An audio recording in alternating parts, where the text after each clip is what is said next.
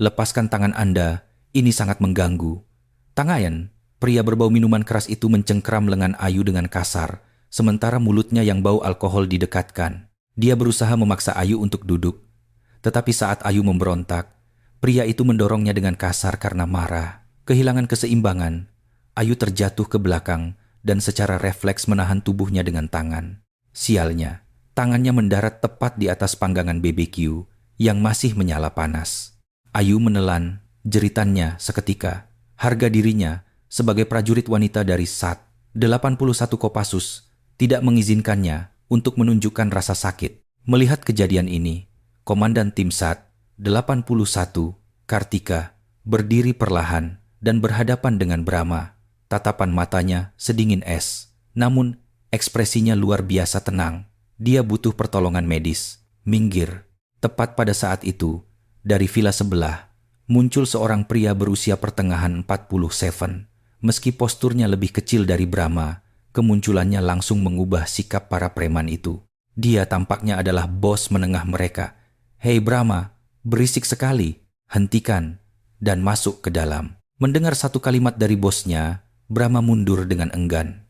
Namun, saat Brahma dan para preman itu pergi, mereka memberikan tatapan penuh ancaman. Melayang berada di belakang, Kartika mengepalkan tangannya dan berkata, "Kita tidak bisa membiarkan bajingan-bajingan itu. Mereka tidak tahu siapa kita beraninya." Kartika mengangkat tangannya, menghentikan ucapan Mela. "Kita harus berhati-hati. Kita sedang cuti. Identitas kita tidak boleh terbongkar." Namun, mereka adalah prajurit wanita elit dari Satuan 81 Penanggulangan Teror Gultor Kopassus, pasukan tempur terbaik Republik Indonesia, dan mereka memiliki sebuah tradisi tak tertulis. Jika ada yang berani mengusik prajurit wanita Kopassus, maka mereka sendiri yang akan memberikan edukasi langsung. Tapi menyentuh anggota termuda kita, itu tidak bisa dimaafkan. Pada suatu hari musim kemarau yang panas di bulan Agustus 2024, gerbang markas Komando Pasukan Khusus Kopassus di Cijantung, Jakarta Timur terbuka. Jika Anda menyukai video ini, mohon subscribe dan like. Beritahu kami dari mana Anda menonton di kolom komentar. Setiap dukungan Anda sangat berarti bagi pembuatan cerita kami setiap hari. 4 prajurit wanita berpakaian sipil melangkah keluar dari markas dengan wajah yang jelas-jelas penuh kegembiraan. Itu adalah cuti resmi selama 14 hari yang mereka terima sebagai penghargaan setelah sukses menyelesaikan latihan gabungan anti-teror intensitas tinggi selama 6 bulan. Gerakan mereka tetap selaras dan terkoordinasi dengan baik, meski berpakaian santai, dan tatapan mata mereka saat saling memandang memancarkan ikatan persaudaraan yang dalam. Sebagai ketua tim, Kapten Kartika Sari, 35 tahun, dengan tenang menerima kunci mobil rental. Rambut bob pendeknya tertata rapi, dan sorot matanya yang tajam menunjukkan insting seorang prajurit yang tidak pernah lengah meski sedang cuti. Ahli pengumpulan intelijen, Sersan Kepala Serka Melati Mela Putri, 29 tahun, memiliki paras cantik yang membuatnya tampak seperti anak kuliahan usia 20-an, namun di balik wajahnya tersimpan kemampuan observasi yang sangat mematikan. "Akhirnya, kita benar-benar liburan."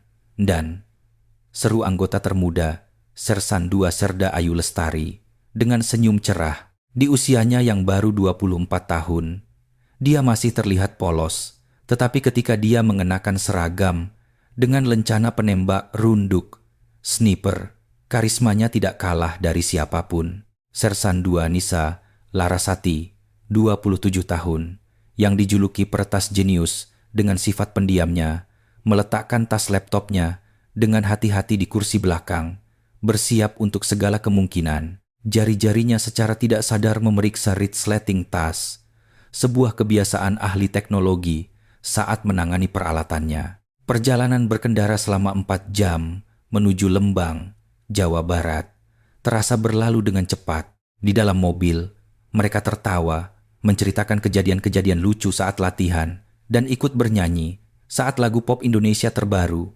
diputar di radio. Namun, mata Mela terus memeriksa spion, sementara Nisa tak henti-hentinya mencari informasi tentang daerah sekitar tujuan mereka melalui ponselnya. Bagi anggota pasukan khusus, istirahat yang sepenuhnya tanpa kewaspadaan itu tidak pernah ada, dan mereka sangat menyadari hal itu. Sekitar pukul 3 sore, mereka akhirnya tiba di sebuah kawasan villa yang terletak di perbukitan yang sejuk di daerah Lembang. Papan nama Villa Angin Pinus tergantung di sebuah pohon, dan sekelilingnya dikelilingi oleh pohon-pohon pinus yang rimbun. Sesuai rekomendasi dari Koperasi Kesejahteraan TNI, tempat ini sepi, sejuk, dan sangat nyaman.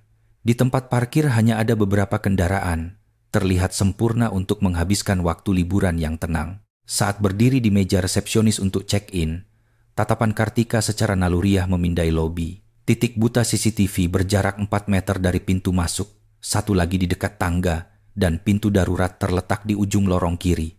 Jendela-jendelanya semua berstruktur bisa dibuka, dan ketinggian dari lantai 2 memungkinkan mereka turun tanpa tali repel. Pengamatan semacam ini bukanlah tindakan sadar, melainkan kebiasaan yang sudah mendarah daging di tubuhnya. Kami siapkan kamar 302, 303, dan 304 yang saling bersebelahan. Tempat ini sangat tenang, jadi mbak-mbak bisa beristirahat dengan nyaman, kata ibu pemilik villa dengan ramah. Saat menaiki tangga menuju kamar, Ayu melangkah ringan di depan. Gerakannya tanpa suara, seperti seekor kucing, sebuah kebiasaan pergerakan senyap yang khas bagi seorang penembak runduk. Setelah meletakkan barang-barang di kamar, keempatnya memilih tempat tidur masing-masing, dan Nisa memilih tempat di dekat jendela untuk mengatur laptopnya. Setelah beristirahat sejenak, mereka keluar untuk melihat-lihat lingkungan sekitar villa. Tepat pada saat itu, suara teriakan kasar pria-pria terdengar dari villa sebelah. Karena penasaran, mereka melihat ke arah sana dan mendapati 7 atau 8 pria bertubuh besar sedang minum minuman keras dan bernyanyi dengan suara bising. Lengan mereka penuh dengan tato yang mencolok dan kalung emas tebal berkilauan di leher mereka. 3 mobil SUV hitam terparkir di sana, dan terlihat mereka sedang memindahkan sesuatu dengan hati-hati dari bagasi. Benda itu berupa bungkusan-bungkusan plastik putih. Meskipun isinya tidak dapat dipastikan, perilaku hati-hati mereka terlihat sangat mencurigakan. Secara naluriah, Mela hendak maju selangkah, namun Kartika dengan lembut menahan lengannya. "Kita amati dulu," bisik Kartika. Semuanya mengangguk setuju. Pukul 6 sore, pemilik villa menyarankan mereka untuk menggunakan area BBQ di luar ruangan. Udara pegunungan yang segar membuat sate dan daging bakar akan terasa lebih nikmat, katanya. Keempat orang itu membawa daging sapi, sosis, dan sayuran yang sudah disiapkan menuju area BBQ. Sambil menyalakan arang, Ayu dengan cekatan memotong daging, dan Nisa menyiapkan selada dan sambal. Suara desis daging yang dipanggang menemani malam yang damai itu. Namun tiba-tiba, para pria yang memegang botol minuman keras itu mendekat.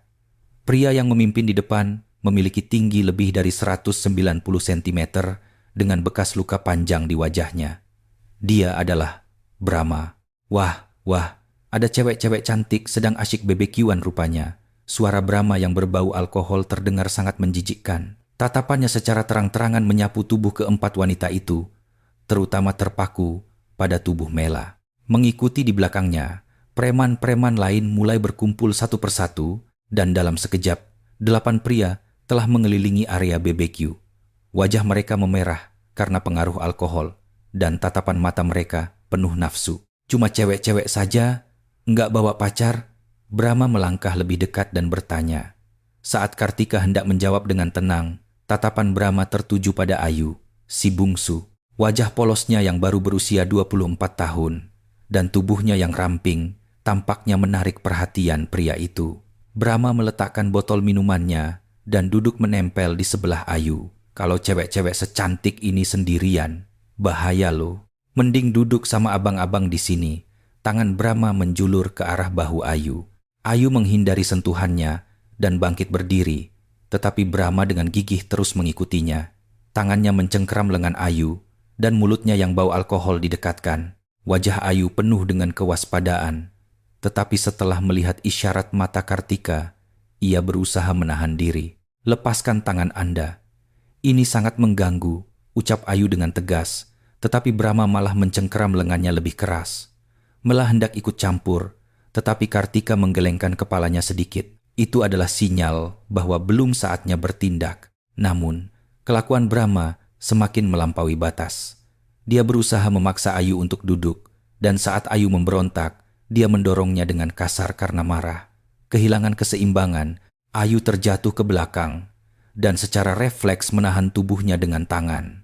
Sialnya, tangannya mendarat tepat di atas panggangan BBQ yang masih menyala panas. Terdengar suara mendesis, dan punggung tangan kanan Ayu bersentuhan dengan panggangan tersebut. Tercium bau daging terbakar, dan Ayu langsung menahan jeritannya. Harga diri pasukan khusus tidak mengizinkannya untuk menunjukkan rasa sakit. Ups, maaf. Harusnya, Neng hati-hati dong, Brahma berkata dengan nada mengejek. Pada saat itu, Mela dan Nisa bergegas menghampiri Ayu. Ada bekas luka bakar merah yang jelas di punggung tangan Ayu, dan lepuhan mulai terbentuk. Kartika berdiri perlahan dan berhadapan dengan Brahma. Tatapan matanya sedingin es, tetapi ekspresinya sangat tenang. Dia butuh pertolongan medis. Minggir, suara Kartika datar tanpa emosi. Tepat saat itu, pria paruh baya dari vila sebelah muncul. Meski posturnya lebih kecil, kemunculannya membuat para preman itu langsung patuh. Hei Brahma, berisik sekali. Hentikan dan masuk. Mendengar teguran dari bosnya, Brahma mundur dengan enggan. Baik Bang Anton. Brahma dan para preman itu mundur sambil memberikan tatapan tajam. Setelah mereka pergi, keempat wanita itu segera memeriksa kondisi Ayu. Punggung tangannya bengkak merah, tampaknya itu luka bakar derajat 2. Nisa dengan cepat mengambil kotak P3K dan Mela menyiapkan es. Namun, sepertinya butuh perawatan rumah sakit. Kita harus ke rumah sakit.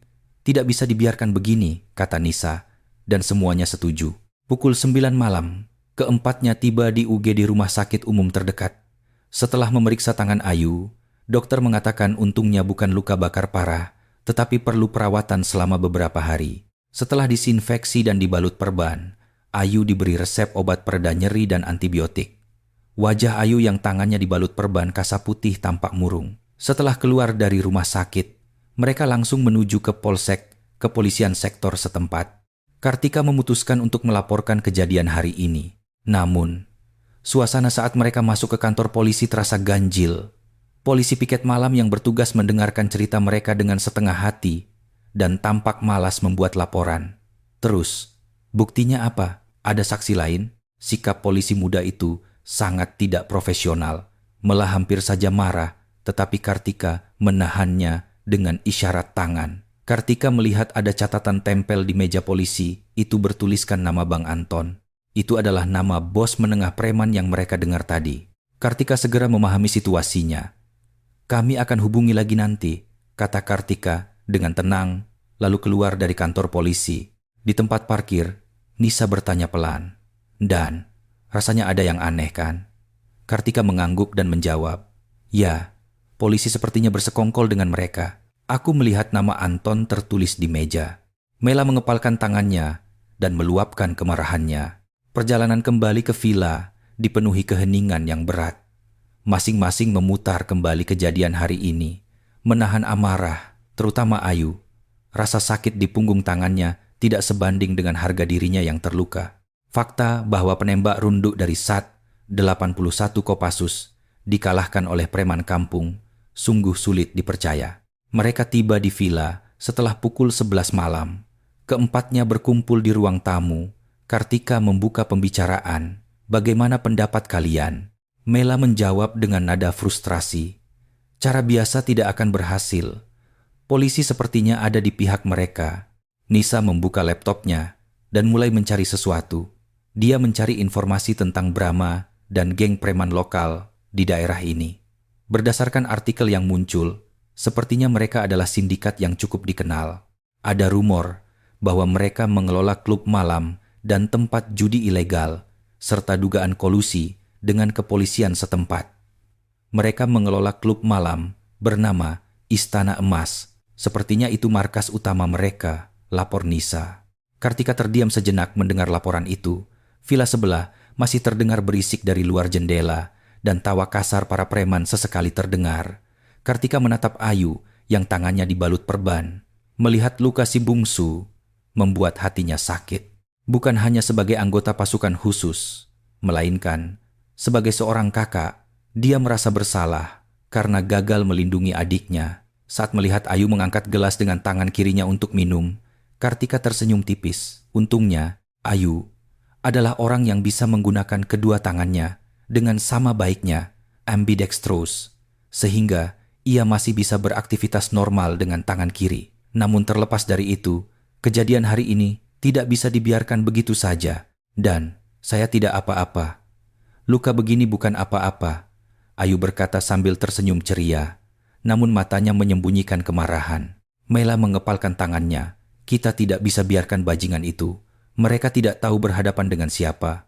Kartika mengangkat tangan menenangkan. Kita harus hati-hati. Kita sedang cuti.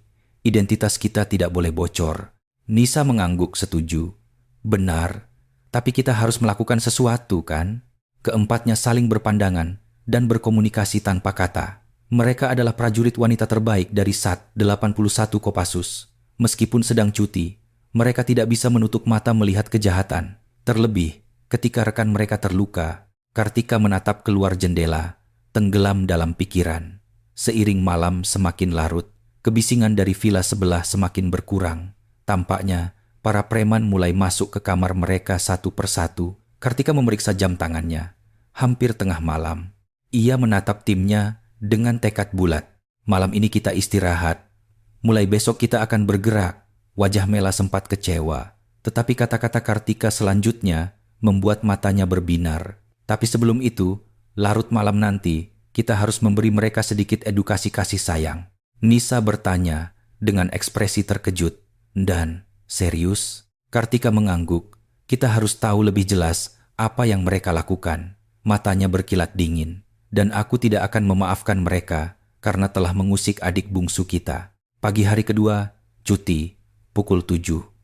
Sinar matahari pertama yang menembus jendela memecah keheningan villa. Kapten Kartika sudah bangun dan sedang memeriksa kondisi Ayu di ruang tamu. Ia membuka perban di punggung tangan kanan Ayu dengan hati-hati untuk melihat area luka bakarnya. Untungnya, bengkaknya sudah jauh berkurang semalaman dan lepuhannya tidak membesar. Masih sakit? Tanya Kartika khawatir. Ayu menggeleng dan menggunakan tangan kirinya untuk mengambil potongan lontong sayur dengan sendok. Gerakan tangannya luar biasa alami. Mustahil bagi orang yang tidak kidal tiba-tiba menggunakan tangan kiri seluwes itu. Kemampuannya sebagai penembak runduk yang dilatih untuk menembak dengan kedua tangan, ambidextrous, terbukti bersinar di kehidupan sehari-hari. Serka Mela keluar ke ruang tamu dan berdecak kagum melihat Ayu menggunakan tangan kirinya. Serda Nisa juga keluar membawa laptop dan duduk di sofa. Keempatnya menyantap sarapan sederhana sambil membahas kejadian kemarin dan rencana hari ini. Kartika memutuskan untuk mengumpulkan lebih banyak informasi tentang geng itu sebelum menentukan langkah. Sepanjang hari, mereka berempat bergerak sesuai perannya. Kartika dan Mela berkeliling desa, mengobrol dengan penduduk setempat. Nisa mencari informasi dari internet di villa. Ayu menggunakan teropongnya untuk memantau pergerakan para preman di villa sebelah. Tampak seperti liburan biasa. Namun sebenarnya, operasi intelijen sedang berlangsung. Menjelang malam, mereka kembali berkumpul untuk membagikan temuan. Menurut kesaksian warga, geng Brahma menggunakan villa itu sekitar 2 kali sebulan dan selalu menghilang entah kemana saat tengah malam. Mereka juga memastikan bahwa klub malam Istana Emas memang dioperasikan oleh geng tersebut.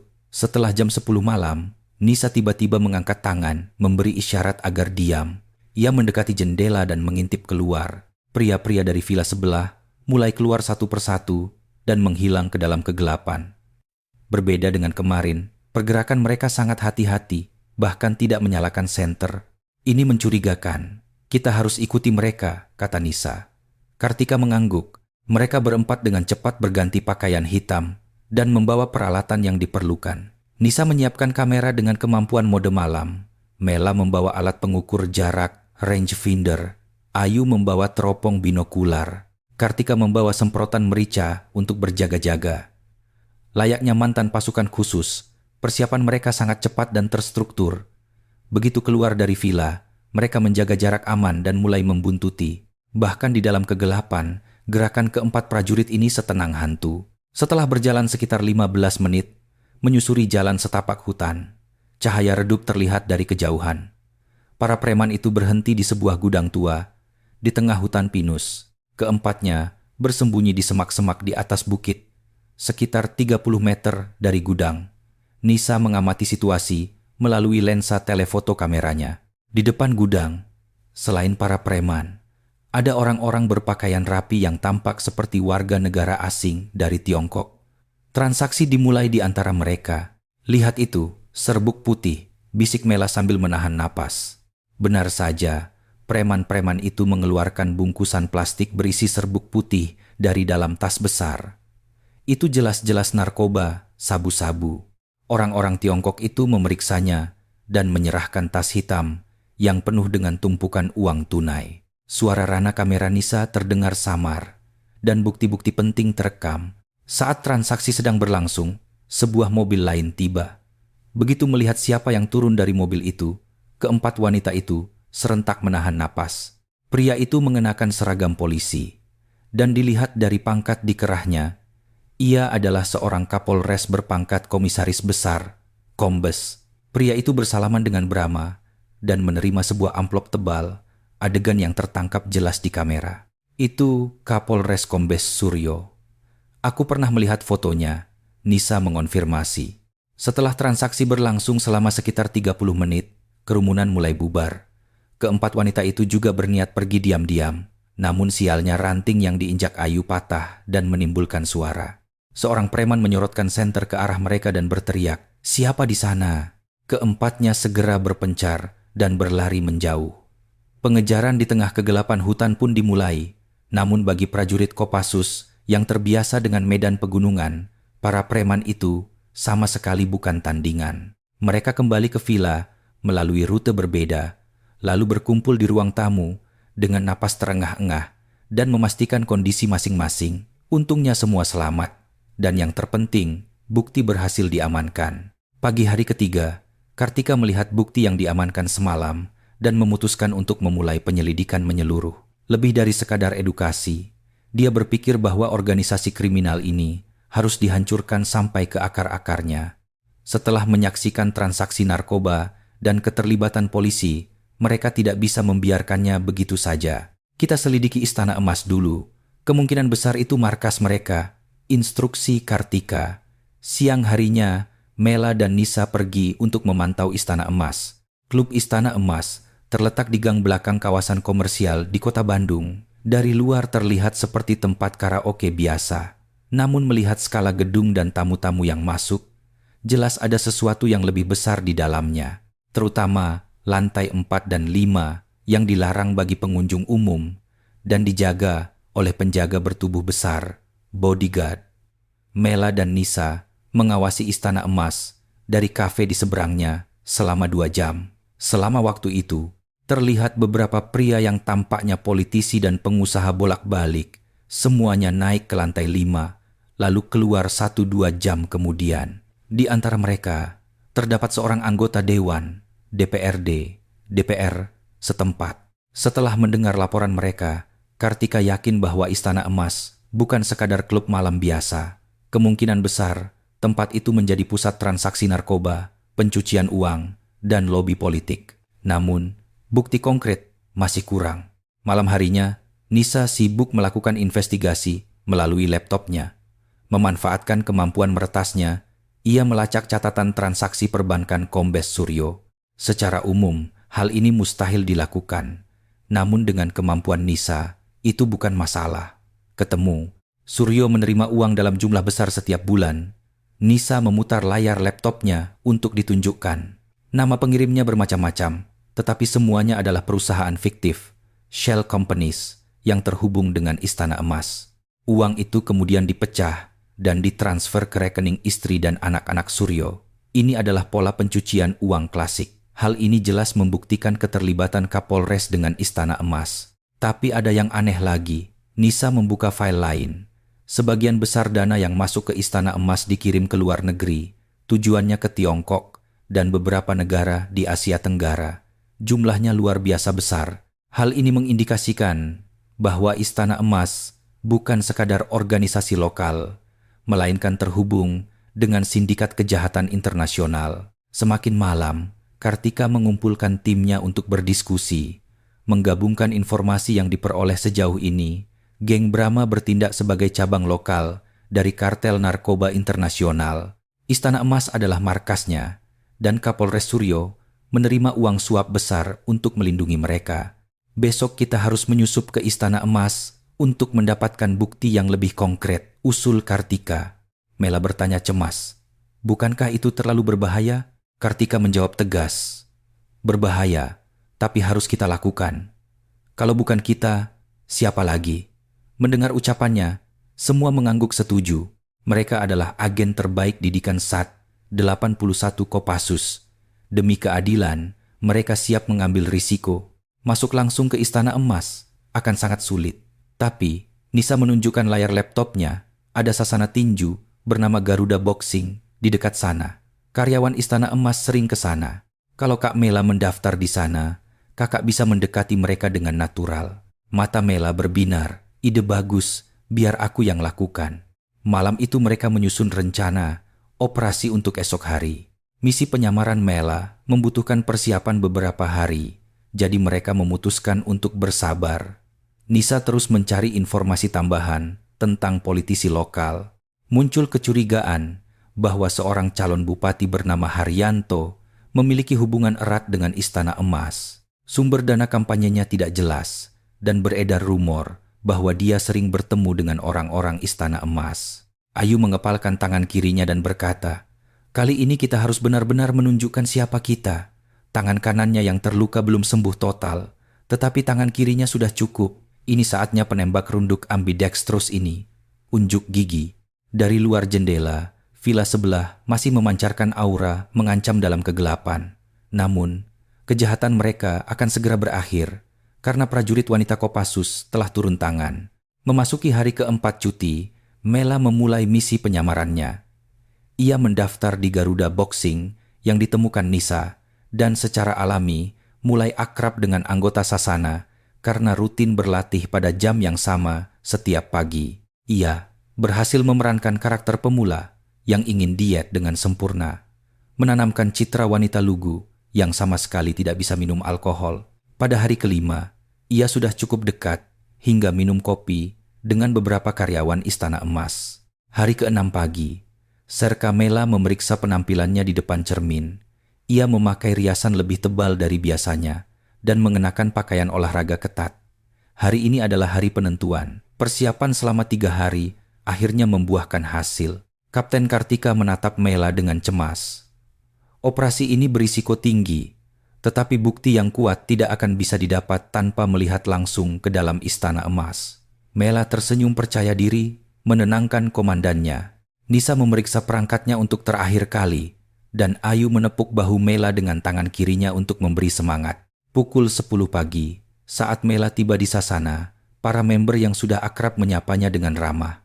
Salah satunya adalah pria bernama Jaka, seorang manajer ruang biliar di lantai 3, Istana Emas, yang selalu tersenyum malu-malu setiap melihat Mela. Hari ini Jaka juga mendekat dan mengajaknya berlatih bersama, yang tentu diterima Mela secara natural. Mela, nanti malam ada waktu. Orang-orang Sasana mau kumpul dan makan-makan, Jaka bertanya hati-hati. Mela berpura-pura ragu sebelum akhirnya mengangguk malu-malu.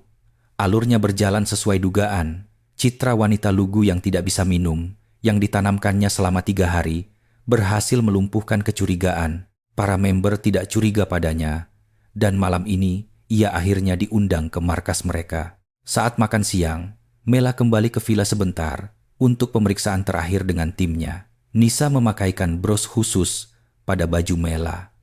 Meski terlihat seperti perhiasan biasa, di dalamnya terdapat kamera mikro dan alat perekam. Kartika menyelipkan pelacak GPS ke dalam tas tangan Mela untuk berjaga-jaga. Jangan memaksakan diri. Kalau terasa bahaya, langsung keluar, pesan Kartika, dan Mela mengangguk mantap. Pukul 7 malam, Mela tiba di warung tenda pecel lele, BBQ yang disepakati dan bergabung dengan anggota Sasana. Ada sekitar 10 orang di sana. Mayoritas adalah karyawan Istana Emas. Mereka mendudukkan Mela di tengah dan mulai menuangkan minuman keras, merayakan kedatangannya. Meski toleransi alkohol Mela sebenarnya sangat tinggi, malam ini ia harus berpura-pura lemah. Setelah minum setengah gelas bir, Mela berpura-pura wajahnya langsung merah. Setelah dipaksa minum gelas kedua, matanya terlihat sayu dan bicaranya mulai melantur. Orang-orang Sasana menganggap Mela sangat lucu dan dengan mulus mengajak pindah ke ronde kedua di Istana Emas.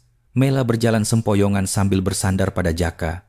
Tiba di Istana Emas sekitar pukul 9 malam. Para petugas keamanan di pintu masuk segera mengenali Jaka dan langsung membiarkan mereka lewat. Mela pura-pura mabuk sambil dengan cepat memindai struktur bangunan. Posisi CCTV di lobi lantai 1, tangga menuju lantai 2, lift khusus staf, hingga lokasi pintu darurat, semuanya tersimpan di ingatannya. Saat rombongan masuk ke ruang karaoke di lantai 2, mereka mulai bernyanyi dan berpesta. Mela mengambil mikrofon, bernyanyi sejenak, lalu berpura-pura mabuk dan jatuh. Aktingnya sempurna. Jaka kaget dan memapah Mela, sementara yang lain mengerumuninya dengan cemas. Toilet. Aku mau ke toilet. Gumam Mela dengan lidah yang cadel. Jaka memapah Mela keluar ke lorong. Mela sengaja bertingkah semakin sempoyongan saat mendekati tangga menuju lantai 4. Tepat pada saat itu, pintu lift terbuka dan beberapa pria berjas keluar. Di antara mereka ada calon Bupati Haryanto yang wajahnya ada di poster-poster pemilu. Jaka terkejut dan buru-buru menunduk memberi hormat. "Ah, selamat malam, Pak Haryanto." Haryanto mengangguk angkuh dan hendak berlalu, tetapi seorang bos preman yang bersamanya berhenti saat melihat Mela. Penampilan Mela yang berantakan, wajah mabuk, riasan tebal, membuatnya salah paham. Pria itu mengira Mela adalah salah satu pemandu lagu kelas atas dari ruang VIP di lantai 4 Istana Emas. Lantai 4 adalah area eksklusif bagi tamu terpilih, dan para pekerja wanita di sana sangat dijaga kerahasiaannya. Bos itu mengira Mela adalah salah satu dari mereka. "Hei, kamu anak lantai 4, kan? Ngapain kamu di sini?" Bos itu menghampiri Mela. Jaka panik dan mencoba menjelaskan, tetapi bos itu mengabaikannya dan menarik lengan Mela. Mela pura-pura semakin mabuk dan bersandar pada bos itu. Ini adalah kesempatan yang ia incar. Bos itu membawa Mela ke dalam lift, naik ke lantai 4 bersama rombongan Haryanto. Ruang VIP lantai 4 jauh lebih mewah dari yang dibayangkan Mela. Salah satu sisi dindingnya terbuat dari kaca penuh, dilengkapi sofa kulit mewah dan meja marmer. Beberapa orang sudah berkumpul di sana, termasuk Kapolres Suryo. Di atas meja terdapat tumpukan dokumen dan beberapa amplop tebal. Mela duduk di sudut sofa yang diarahkan bos itu, menutup matanya seolah terlalu mabuk. Namun, lensa kamera di bros dadanya mengarah tepat ke arah meja. Pembicaraan mereka dimulai dan perekam suara Mela mulai mendokumentasikan segalanya. "Pak Haryanto, ini persiapan dana kampanye kali ini." Kombes Suryo menyerahkan amplop tebal kepada Haryanto. Haryanto memeriksa isi amplop dan tersenyum puas. Secara terang-terangan, mereka membahas pendanaan kampanye dan pembagian keuntungan setelah ia terpilih kelak. Pembebasan razia klub malam di bawah Istana Emas, kemudahan izin konstruksi, bahkan intervensi mutasi personel kepolisian. Semua percakapan mengejutkan itu terekam satu persatu. "Di mana si Brahma? Katanya dia pasti datang hari ini," tanya Haryanto. "Dia akan segera berangkat dari villa." "Ada sesuatu yang sedang mereka persiapkan di sana akhir-akhir ini," jawab Suryo, membuat Mela semakin menajamkan pendengarannya. Mereka membahas sebuah transaksi besar minggu depan. Disebutkan bahwa barang dalam jumlah besar akan masuk dari Tiongkok. Meskipun menggunakan kode, konteksnya jelas merujuk pada narkoba. Mela merekam semua informasi ini dalam otaknya sambil terus berpura-pura mabuk. Sekitar 30 menit kemudian, pintu kamar VIP terbuka dan seorang pelayan pria masuk untuk mencatat pesanan tambahan. Ia melihat Mela yang duduk di sudut. Sebagai pelayan yang sudah bekerja 3 tahun di sana, ia mengenali semua wajah pemandu lagu di VIP lantai 4. Tetapi wajah Mela baru kali ini ia lihat. "Bos, perempuan itu sepertinya bukan karyawan kita," bisik si pelayan pada bos preman. Seketika, wajah bos itu menegang. Ia menghampiri Mela dan menatapnya dengan tajam. Mela meracau dengan lidah cadel seolah sangat mabuk. Tetapi kecurigaan bos itu tidak hilang. Saat bos itu hendak menggeledah tas Mela, tiba-tiba alarm berbunyi sangat nyaring di seluruh gedung. Peringatan kebocoran gas. Kepada seluruh pengunjung, harap segera evakuasi. Suara pengumuman darurat berulang kali bergema. Itu adalah ulah Nisa yang meretas dan memanipulasi sistem peringatan gas Istana Emas dari jarak jauh. Setelah menerima sinyal bahaya dari posisi Mela, Nisa segera mengaktifkannya. Kepanikan melanda seluruh gedung seketika. Sial, apa benar ada gas bocor? Haryanto panik dan berdiri. Semua orang di ruang VIP bergegas keluar. Mela memanfaatkan kekacauan itu untuk membaur dan keluar ke lorong. Alih-alih turun lewat tangga, ia menuju toilet. Ia membuka jendela toilet dan melihat ke bawah. Meski berada di lantai 2, itu bukan masalah bagi anggota pasukan khusus sepertinya. Mela berpegangan pada kusen jendela, keluar dengan hati-hati, lalu merosot turun melewati pipa pembuangan air di dinding luar gedung. Sesampainya di area parkir belakang lantai 1, Mela melihat mobil Kartika yang sudah bersiap. Berkat pelacakan GPS real-time oleh Nisa, Kartika tahu kemana harus menjemput. Cepat naik, teriak Kartika sambil membuka pintu mobil. Begitu Mela melompat masuk, Kartika langsung menginjak gas. Mela baru bisa menahan napas lega setelah mobil menjauh dari Istana Emas. Saat ia menoleh ke belakang, terlihat orang-orang berhamburan keluar gedung dan bahkan mobil pemadam kebakaran sudah tiba. Insiden gas itu ternyata false alarm. Namun Mela sudah berhasil kabur dengan selamat. Di dalam mobil menuju villa, Mela melepas brosnya dan menyerahkannya pada Nisa. Saat Nisa memutar video rekaman itu di laptopnya, suasana di mobil langsung riuh. Luar biasa. Semuanya terekam jelas. Wajah Haryanto, momen serah terima uangnya, seru Nisa antusias. Ayu juga mengepalkan tangan kirinya kegirangan. Kini mereka telah mengantongi bukti yang sangat menentukan. Dana kampanye ilegal Haryanto, penerimaan suap Kapolres Suryo, serta rencana transaksi narkoba. Kedok kartel kriminal raksasa berpusat di Istana Emas telah terbongkar. Setibanya di villa, keempatnya duduk di ruang tamu dan memeriksa kembali video rekaman tersebut. Kualitas gambarnya jernih dan suaranya terekam sangat bersih. Bukti ini lebih dari cukup untuk diserahkan ke pengadilan. Namun, raut wajah Kartika masih serius. Ini belum berakhir. Pasti ada dalang yang lebih besar. Semua mengangguk membenarkan ucapan Kartika. Saat menganalisis rekaman lebih detail, mereka menemukan petunjuk krusial. Haryanto dan Suryo sempat menyinggung seseorang yang mereka sebut ketua. Disebutkan pula bahwa sosok tersebut akan turun langsung pada transaksi besar minggu depan. Besar kemungkinan pria inilah pimpinan tertinggi organisasi kejahatan tersebut. Berarti kita harus menunggu sampai minggu depan, kata Mela sedikit kecewa. Tetapi Nisa segera mengetik di laptopnya dan menemukan informasi baru. Dengan meretas media sosial staf Istana Emas, ia menemukan bahwa besok akan ada pertemuan penting di ruang konferensi lantai 5 Istana Emas. Ini adalah rapat rutin yang mengumpulkan seluruh petinggi sindikat dari berbagai daerah. Besok adalah peluang emas, putus Kartika. Namun, mustahil bagi Mela untuk menyusup lagi setelah wajahnya terekspos malam ini. Tim mulai menyusun strategi baru. Saat itulah, Ayu perlahan mengangkat tangannya. Biar saya yang memantau dari jarak jauh, menggunakan teknik observasi sniper. Dari gedung seberang, semua langsung setuju dengan usul Ayu. Besok akan menjadi hari untuk membongkar kebenaran yang lebih besar. Keempat prajurit ini telah membagi tugas masing-masing dan mulai melakukan persiapan. Operasi mereka untuk menghancurkan Istana Emas dan kejahatan besar di baliknya telah mencapai puncaknya. Dari balik jendela, villa di sebelah masih terlihat memancarkan aura ancaman. Brahma dan anak buahnya tampak sibuk mempersiapkan sesuatu, mungkin untuk transaksi besar minggu depan. Tapi mereka tidak sadar, seluruh rahasia mereka sudah berada dalam genggaman tentara wanita Eksat 81 Kopassus. Pagi hari ke-7 liburan, keempat wanita ini tengah mengevaluasi bukti yang didapat Mela semalam. Kuncinya adalah mencari tahu identitas si ketua yang disebut di ruang VIP.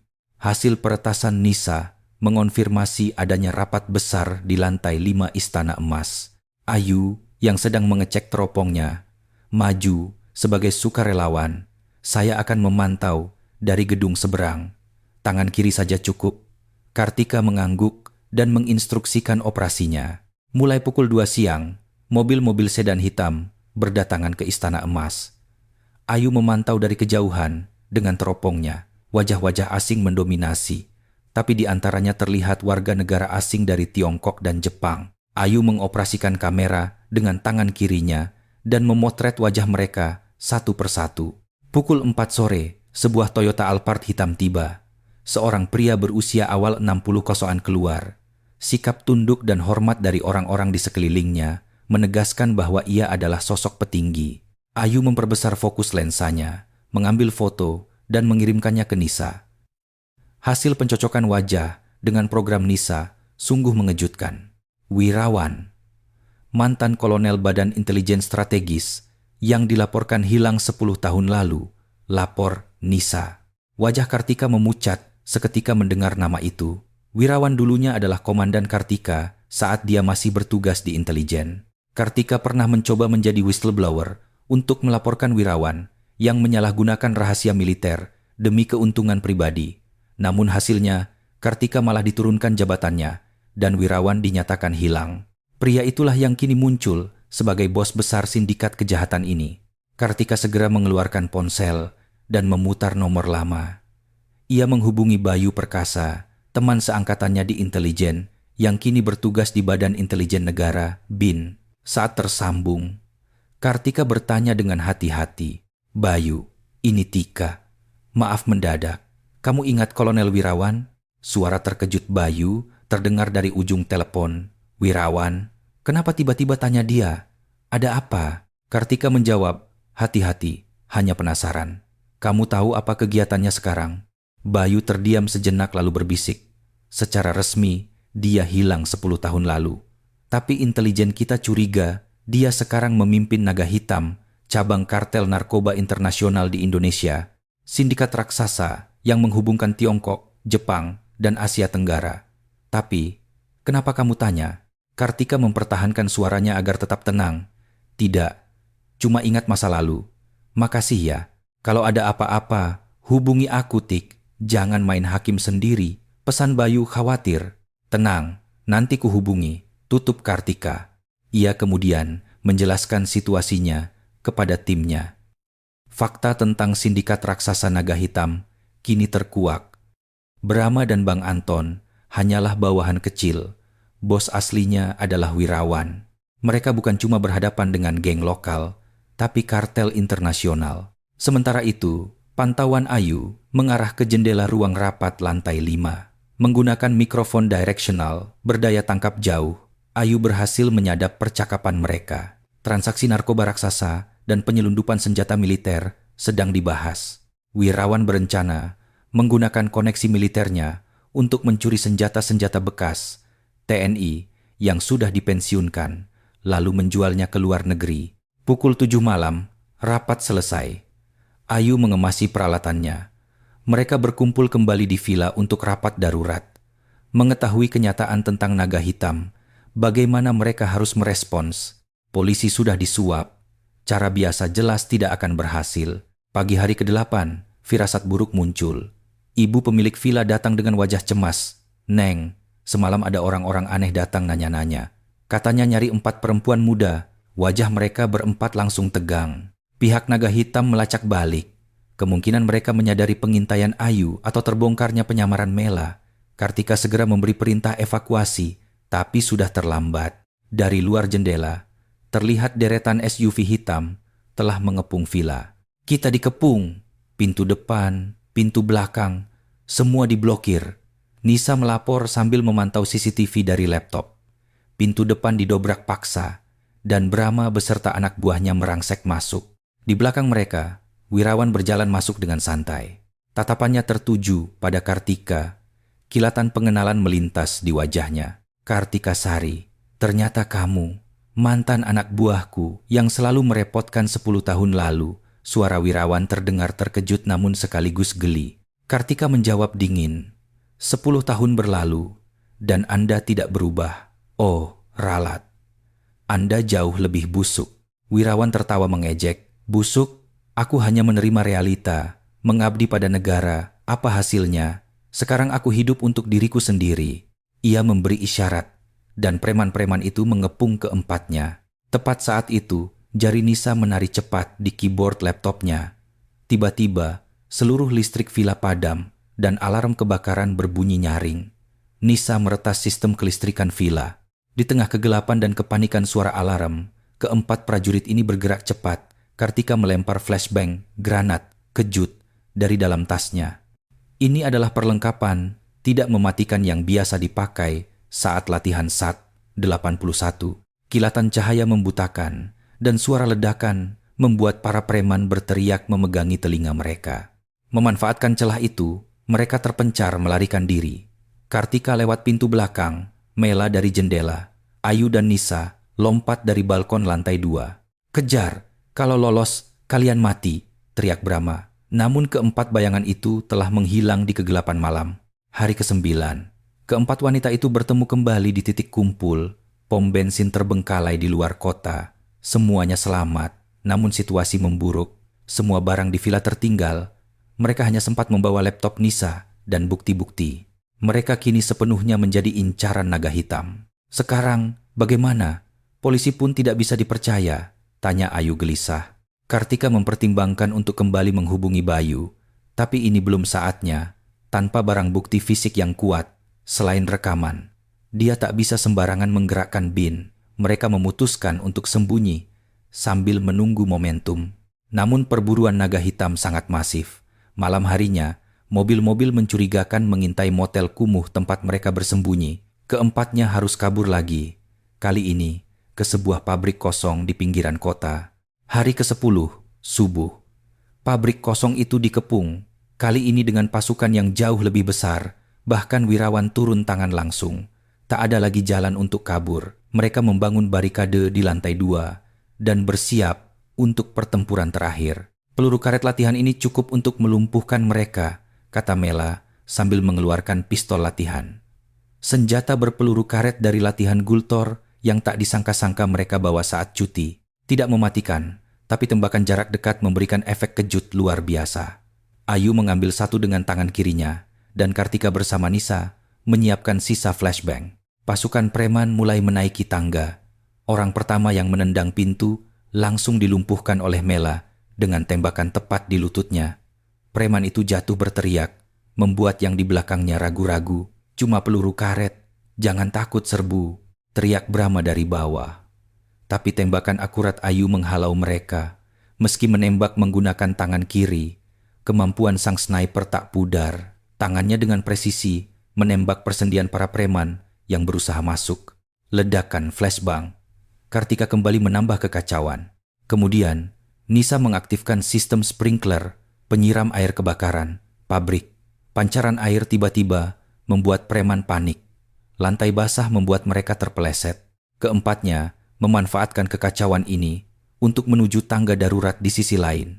Tapi di sana, Wirawan telah menunggu. Pertarungan yang bagus, tapi sampai di sini saja, ucap Wirawan, sambil mengacungkan pistol sungguhan. Pada detik yang krusial itu, terdengar bunyi sirine dari luar bangunan. Bukan sirine polisi biasa, melainkan sirine taktis khas operasi khusus. Deretan SUV hitam menerobos masuk ke area pabrik. Disusul turunnya agen-agen berseragam taktis anti peluru. Itu tim khusus BIN. Jatuhkan senjata dan angkat tangan. Kalian semua ditangkap. Suara megafon itu membuat wajah Wirawan pucat pasi.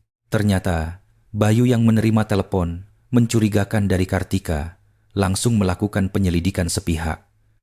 Mengetahui Kartika dalam bahaya, dia langsung mengerahkan pasukan.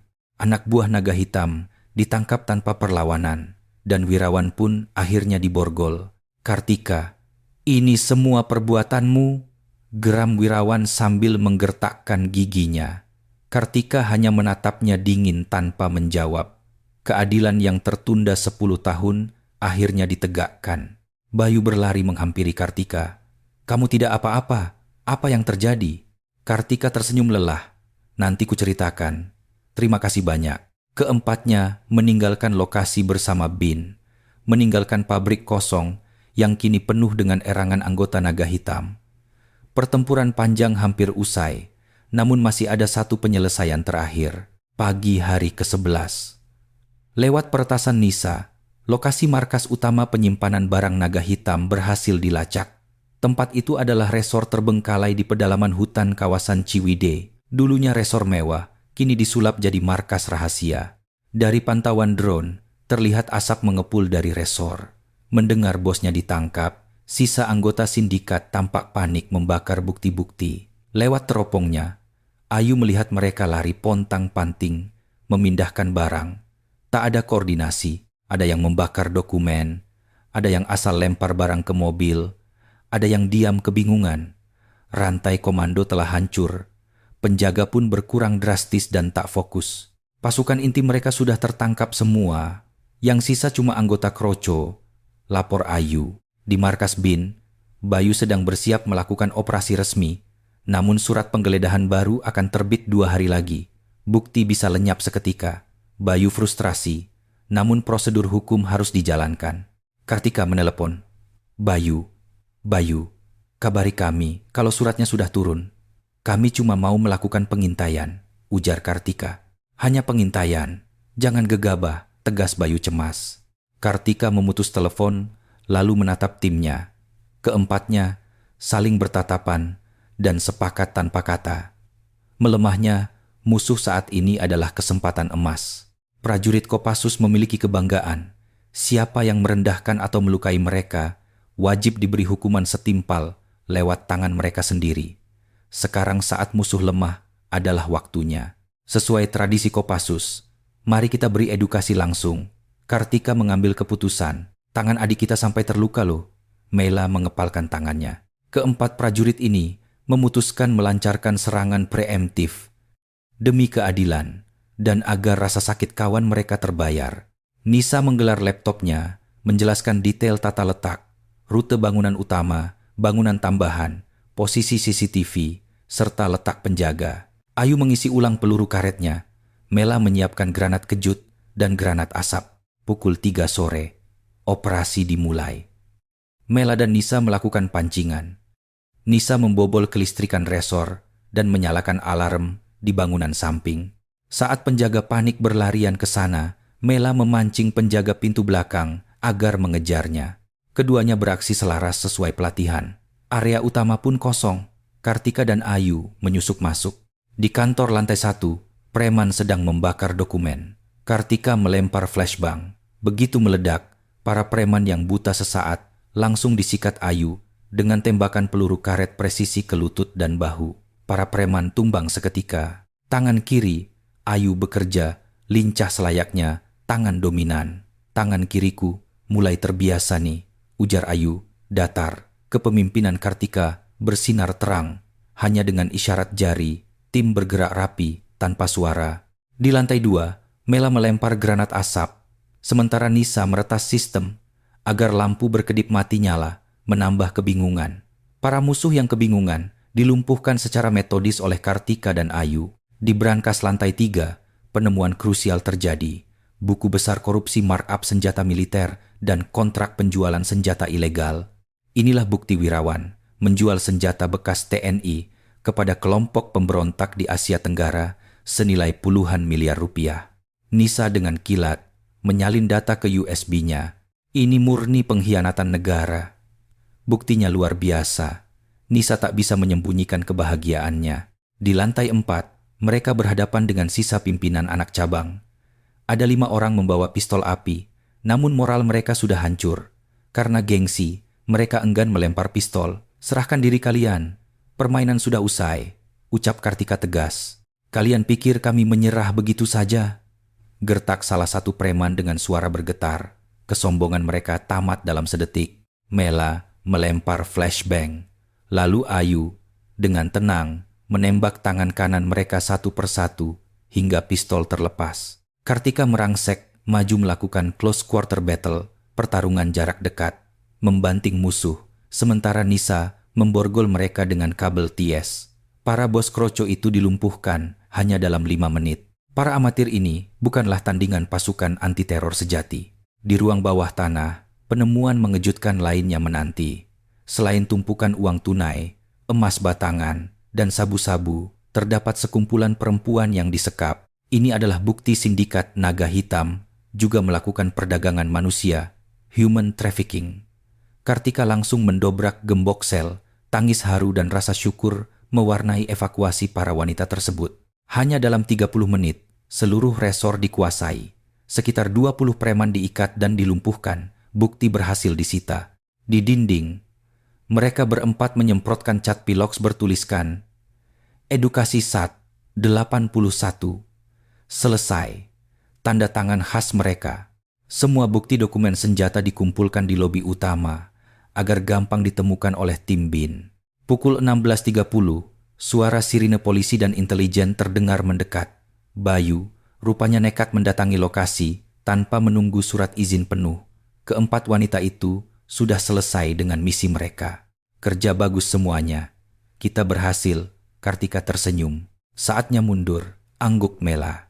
Namun tepat saat mereka melangkah keluar dari pintu belakang, mereka berpapasan dengan Bayu dan tim khusus BIN. Bayu melongo melihat pemandangan di depannya. Puluhan pria berotot terikat, dokumen bukti berjejer rapi, dan tulisan Edukasi SAT 81 selesai di dinding. Ia menghela napas pasrah, tapi saat melihat para wanita korban penculikan, ia pun terdiam. Baiklah, secara resmi, kamilah yang melakukan penggerebekan ini. Kalian kan sedang cuti, ucap Bayu tersenyum simpul. Kartika membalas dengan sikap hormat. Salut. Keempat prajurit itu meninggalkan lokasi dalam diam. Sementara di belakang, tim BIN sibuk memungut barang bukti. Naga hitam telah tumbang, keadilan terwujud. Meski dari balik bayangan, hal itu sudah cukup. Tradisi prajurit wanita Kopassus telah dijaga. Hari ke-12 cuti, keempatnya menyewa villa baru. Kali ini di kawasan yang benar-benar tenang, juga terafiliasi dengan TNI. Seorang nenek yang menjadi pengurus villa menyambut mereka ramah. Ini adalah momen liburan yang sesungguhnya. Nenek itu memasakkan soto ayam hangat, menu spesialnya untuk tentara yang berkunjung. Sore harinya, sambil memanggang sate, mereka bersantai menikmati bir dingin, merenungkan insiden yang telah berlalu. Bekas luka di tangan Ayu mulai membaik, hanya meninggalkan sedikit koreng. Melihat itu Kartika berucap, bekas itu kini jadi medali kebanggaan. Bukti kita bertarung untuk keadilan. Apa tindakan kita sudah tepat? Kartika merenung. Tentu tidak salah, mereka duluan yang mulai. Sela Mela. Nisa mengangguk setuju. Ayu dengan santai memegang gelasnya memakai tangan kiri, yang kini terbiasa beraktivitas normal. Mereka lalu bersulang untuk keadilan. Tiba-tiba ponsel Nisa bergetar. Berita breaking news. Cabang-cabang luar negeri naga hitam digerebek berturut-turut. Malam itu, siaran televisi dipenuhi pemberitaan hancurnya sindikat naga hitam. 200 anggota ditahan, 100 kilogram sabu-sabu disita, peredaran senjata ilegal digagalkan, 10 korban human trafficking dibebaskan. Kombes Suryo resmi ditahan. Begitu juga calon Bupati Haryanto. Brahma dan anak buahnya dituntut hukuman 25 tahun penjara. Kesaksian korban penculikan sangat membantu kasus ini. Menyebut diselamatkan oleh 4 prajurit wanita hebat. Namun identitas asli mereka tidak pernah diungkap. Mela meraih remote dan mematikan TV. Ia tak mau lagi dengar soal geng itu. Sisa 2 hari masa cuti harus dihabiskan untuk bersenang-senang. Sekarang kita bisa istirahat sungguhan. Kartika membuang napas lega. Keesokan paginya, mereka hiking ke Gunung Tangkuban Perahu. Menghirup udara segar dan memandangi kawah menenangkan pikiran mereka. Menyadari walau banyak kegelapan di luar sana, masih ada orang-orang yang bersedia menyalakan cahaya kebenaran. Ayu memotret dengan kamera menggunakan tangan kanannya. Ya, karena lukanya sembuh, ia bisa memakai tangan dominannya lagi. Kak, tahun depan kita kesini lagi yuk, ajak Ayu, memicu tawa ketiganya. Iya, tapi kali ini murni liburan ya, balas Kartika. Meski begitu, mereka tahu di lubuk hati, bagi prajurit Kopassus, tidak ada istilah liburan total. Di mana ada kejahatan, mereka pasti kembali turun gunung. Ini sudah jadi takdir dan kebanggaan. Siangnya, mereka bermain arung jeram, rafting, mendayung bersama menembus jeram-jeram deras, seolah merepresentasikan operasi gabungan mereka 10 hari terakhir. Meski basah kuyup, semuanya bahagia. Saat Mela usil mencipratkan air, perang air pun dimulai. Sesaat, mereka lupa identitas sebagai prajurit komando dan kembali menjadi wanita muda berusia 20 komaan dan 30 komaan. Malamnya, nenek kembali menghidangkan soto ayam buatannya. Nenek bercerita bangga bahwa anak laki-lakinya dulunya juga anggota Kopassus dan kini pensiun, tapi tetap cinta tanah air. Keempatnya, mendengarkan dengan hangat. Nenek sepertinya tahu profesi mereka meski tak bertanya lebih lanjut. Terima kasih ya, anak-anak muda, sudah menjaga negara ini, ucap si nenek penuh kasih sayang. Mendengar itu, mereka merasa terharu. Inilah kedamaian yang selama ini mereka pertahankan dengan keringat dan darah. Agar orang-orang baik seperti si nenek bisa hidup tenang. Kami yang terima kasih, Nek, ucap Kartika menggenggam tangan keriput sang nenek. Malam makin larut, mereka duduk melingkari api unggun. Cahaya kemerahan terpantul di wajah mereka, sibuk dengan pikiran masing-masing. Lewat kejadian ini, rasa percaya dan persaudaraan mereka menguat bagai keluarga. Kita ini bukan pahlawan spesial, cuma melaksanakan tugas yang seharusnya saja, kata Nisa. Tapi, tidak semua orang punya keberanian melakukannya, Kartika menimpali. Ayu mendongak, melihat langit bertabur bintang, sambil tersenyum. Mereka adalah kesatria biasa, namun spesial. Bayangan di malam hari, prajurit negara di siang hari. Malam itu, keempatnya tertidur lelap, tanpa bayang-bayang mimpi buruk. Pagi hari ke-13, telepon dari Bayu datang membawa kabar gembira. Proses hukum kasus naga hitam lancar. Interpol sudah memproses cabang luar negeri. Para korban penculikan sudah kembali ke pangkuan keluarga dan memulihkan diri. Secara non-formal, pimpinan intelijen menitipkan salam hormat dan terima kasih atas dedikasi kalian, tambah Bayu. Kami juga berterima kasih kalian datang di momen yang pas, jawab Kartika singkat. Ia lalu menyebarkan kabar ini ke anggota tim yang disambut dengan helaan napas lega. Usaha mereka sungguh tak sia-sia. Di sore terakhir, mereka naik gondola wisata untuk menikmati pemandangan alam perbukitan. Angin sepoi-sepoi dan pemandangan luar biasa melenyapkan segala penat. Ayu mengajak berfoto. Mereka mengangkat pose V, peace, ke kamera sambil tertawa lepas. Foto itu akan jadi satu-satunya souvenir berharga dari operasi ini. Next time kita jalan-jalan aja ya, teriak Mela. Semuanya tertawa pecah. Mereka semua mafhum, kemewahan liburan total adalah hal mustahil bagi Sat 81. Tapi tak mengapa, itulah jalur takdir yang mereka pilih dengan bangga. Setidaknya kedamaian yang kita saksikan di sini itu nyata, ucap Kartika seraya memandang bentang alam nan jauh. Di dalam gondola turun, Kartika membatin. Liburan ini jauh dari harapan, namun di sisi lain menjadi yang paling berharga. Menegakkan keadilan, menyelamatkan korban, dan terutama mengokohkan persaudaraan. Lebih dari sekadar rekan tempur, kini mereka layaknya keluarga kandung. Hari ke-14, harinya kembali ke pangkalan. Mereka mulai merapikan barang dan mengingat kembali 2 minggu penuh aksi ini. Mela menyandang ranselnya. Jujur, awalnya aku pengen liburan rebahan doang. Tapi sekarang, liburan penuh aksi kayak gini ternyata asyik juga kan? Goda Nisa. Mela mengangguk sambil tertawa. Saat check out, mereka pamit pada nenek pemilik villa. Sang nenek memeluk erat keempatnya seperti anak sendiri. Setelah membungkuk hormat, mereka masuk ke mobil. Sementara si nenek melambaikan tangan, hingga mobil menghilang di tikungan. Rasa hangat menyelimuti hati mereka. Di dalam mobil menuju Jakarta, radio berita memutar fakta terbaru soal kejahatan masa lalu wirawan yang terafiliasi teroris internasional. Berkat kasus ini, tim penyidik dan intelijen diganjar penghargaan oleh negara. Namun, tak satu pun nama keempat prajurit ini disebutkan. Bagi mereka, itu tak jadi soal. Cerita kita akan selamanya jadi rahasia, gumam Ayu pelan. Tentu saja. Kita kan bayangan, sahut Mela. Nisa mengangguk, sementara Kartika tersenyum tulus. Aksi heroik mereka tidak akan tercatat dalam buku sejarah resmi, tapi kedamaian dan napas kehidupan yang berhasil mereka amankan adalah bukti tak terbantahkan.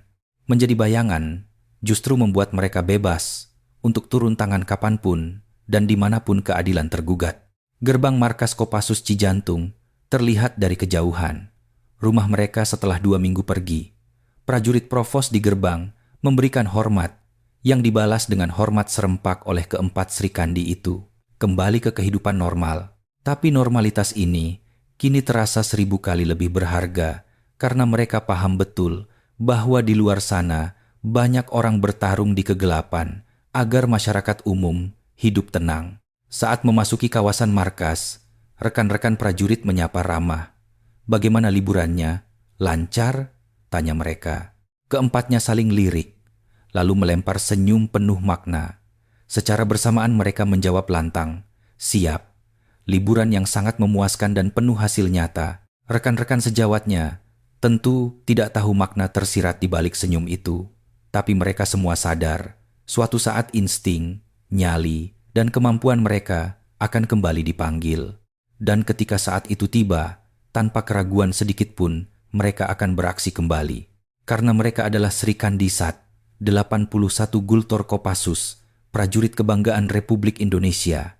Legenda baru saja menanti untuk ditulis. Sat, 81, cuti pun tetaplah operasi militer, gumam Kartika sambil terkekeh pelan. Ketiganya ikut tertawa renyah, sebuah takdir luhur, kebanggaan absolut, dan jalan kemuliaan abadi.